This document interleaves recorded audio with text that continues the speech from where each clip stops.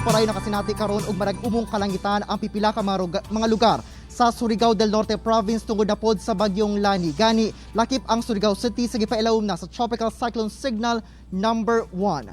Samtang mga sakinang karga ang nagkadaiyang produkto nga paingon unta sa Luzon ug Visayas ay nga stranded karon gawa sa Lipata Port dinhi sa Surigao City.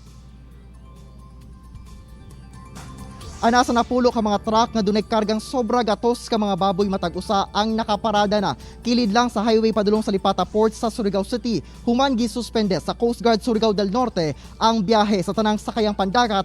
Sukad alas 5 kaganihang kadlawon, human gipaubos ang probinsya sa Tropical Cyclone Signal number 1 tungod sa bagyong Lani. Sagad sa mga baboy gikan sa Bukidnon o padulong unta ihatod sa Manila.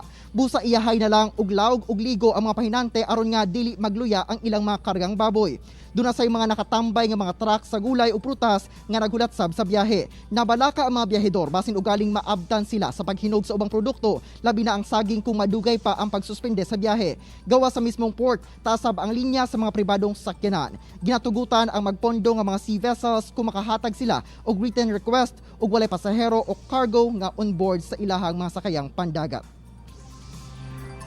Mag-agad pa ang pagbalik sa biyahe sa kining Lipata Port, depende na pod sa desisyon sa Coast Guard Surigao del Norte nga magdepende sab sa paglift no sa pag-asa sa Tropical Cyclone Signal number 1.